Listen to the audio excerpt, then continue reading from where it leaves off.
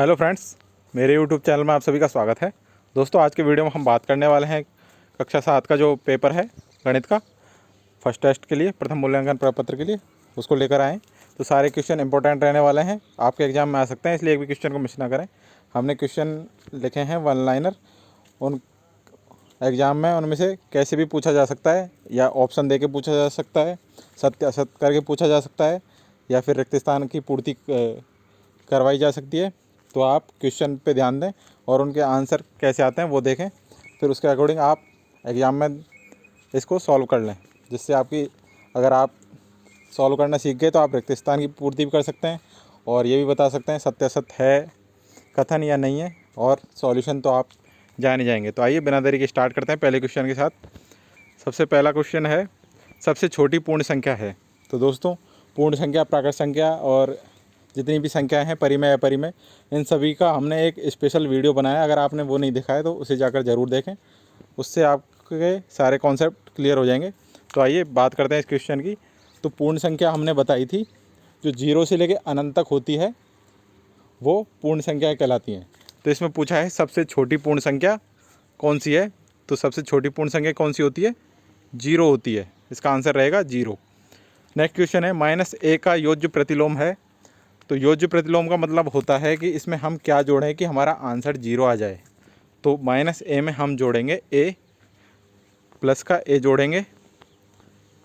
अगर -a में a जोड़ेंगे तो हमारा आंसर 0 आ जाएगा। तो इसका योज्य प्रतिलोम क्या हो गया? a, जिसको हम +a भी बोल सकते हैं। आगे बढ़ते हैं नेक्स्ट क्वेश्चन की ओर।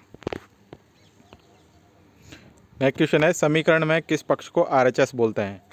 आपको RHS की अगर फुल फॉर्म आती है तो आप ये क्वेश्चन आसानी से कर सकते हैं। RHS की फुल फॉर्म होती है राइट हैंड साइड, यानी कि दायां पक्ष। तो समीकरण में किस पक्ष को RHS बोलते हैं? दायां पक्ष को RHS बोलते हैं। ये इसका आंसर हुआ। नेक्स्ट क्वेश्चन है, 24 का 1/2 क्या होता है? 24 का 1/2, का मतलब होता है गुणा। तो 24 का यानी का की जगह लिखेंगे हम गुणा, और 1/2 यानी कि 24 में 2 का भाग देंगे तो क्या आएगा हमारा आंसर? 12। तो इसका उत्तर क्या हुआ? 12 हुआ। नेक्स्ट क्वेश्चन पूछा है, एक में भाग दिया हमने a का, तो हमारी वैल्यू क्या आएगी? यानी कि अगर हम एक में कुछ भी वैल्यू लेंगे, अगर हम इसका आंसर 1 लिखते हैं फॉर एग्जांपल, तो a की वैल्यू क्या हुई? a की वैल्यू हमने ली 1, तो 1/1 हमारा 1 हुआ। इसी तरीके से अगर a की जगह हम 2 लेंगे तो हमारा आंसर होगा 1/2। तो a की जो भी वैल्यू आएगी 1 में उसको वैल्यू लिख देंगे और उससे सॉल्व कर लेंगे। और एक बात ये ध्यान रखना, 0 के अलावा किसी भी संख्या का भाग देंगे हम तो आंसर हमेशा 0 आएगा।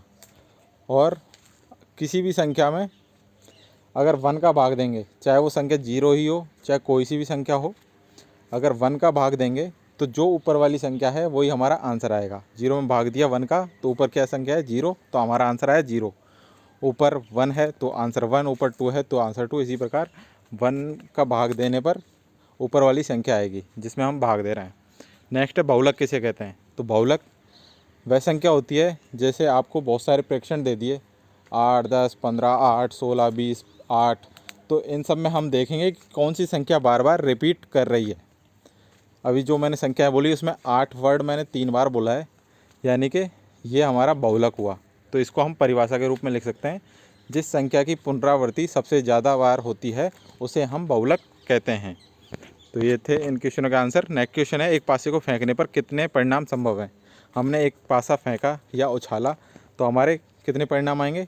या तो आएगा हमारा चित्त, या आएगा पट, अगर इंग्लिश में बोले तो या तो आएगा हेड या आएगा टेल। तो कितने परिणाम हुए? टोटल 2 परिणाम। तो इसका आंसर रहेगा 2 परिणाम संभव हैं। आगे बढ़ते हैं। तो आगे बढ़ने से पहले आप सभी से रिक्वेस्ट है कि जिन्होंने चैनल को अभी तक सब्सक्राइब नहीं किया है, प्लीज़ सब्सक्राइब कर लें और नोटिफिकेशन बेल को ऑन कर लें, जिससे आपको हर वीडियो की अपडेट टाइम से मिल सके। और डिस्क्रिप्शन में हमारे टेलीग्राम चैनल का लिंक है, उसे फॉलो करके रखें, जिससे वहाँ से आपको हर वीडियो की अपडेट टाइम से मिल सके। तो आइए बढ़ते हैं आगे। नेक्स्ट क्वेश्चन है, अचर पद किसे कहते हैं? तो अचर पद का मतलब होता है अगर वैल्यू x में है, y में है, या और कोई से भी इंग्लिश वर्ड ले लिया हमने, m, l, कुछ भी ले लिया, तो वो तो हुए चर पद। अचर पद हुआ जो अपनी संख्या नहीं बदलता है। जैसे कि 1 लिया हमने, 1 को हम 1 ही बोलेंगे और 1 की जगह कुछ रख भी नहीं सकते, तो अचर पद हुआ 1। अगर हमारे समीकरण में 2 है तो अचर पद 2 हुआ। यानी गणित की जितनी भी संख्याएं हुई वो अचर पद कहलाएंगी। आगे बढ़ते हैं। नेक्स्ट क्वेश्चन है, उचित भिन्न किसे कहते हैं। उचित भिन्न का मतलब क्या होता है, ऊपर हम कैसे लिखते हैं किसी संख्या को, अंश बटा हर। तो उचित भिन्न वह होती है जिसमें अंश होता है छोटा और हर होता है बड़ा। एक बार दोबारा बोल देते हैं, जिसमें अंश होगा छोटा और हर हमारा होगा बड़ा। अगर ऐसी संख्या तो कोई दिख रही है आपको तो वो उचित भिन्न कहलाएगी। नेक्स्ट क्वेश्चन है, 4.2, 4, 3.8 का औसत क्या होता है। औसत निकालने का मतलब क्या होता है, जितनी भी संख्या दे रखी हैं उनको जोड़ना है और टोटल कितनी संख्या है उनका भाग देना है। तो इनको जोड़ेंगे हम, तो 4.2 और 4 ये हुआ 8.2 और इसमें 3.8 जोड़ेंगे तो ये कितना हो गया, ये हो गया हमारा 12। और टोटल संख्या कितनी है, 1, 1, 2, 3। तो टोटल 3 संख्या है, तो 12 में 3 का भाग दिया 4, तो हमारा औसत कितना आया 4। नेक्स्ट क्वेश्चन है, दिए गए प्रेक्षणों का माध्य निकालने का सूत्र।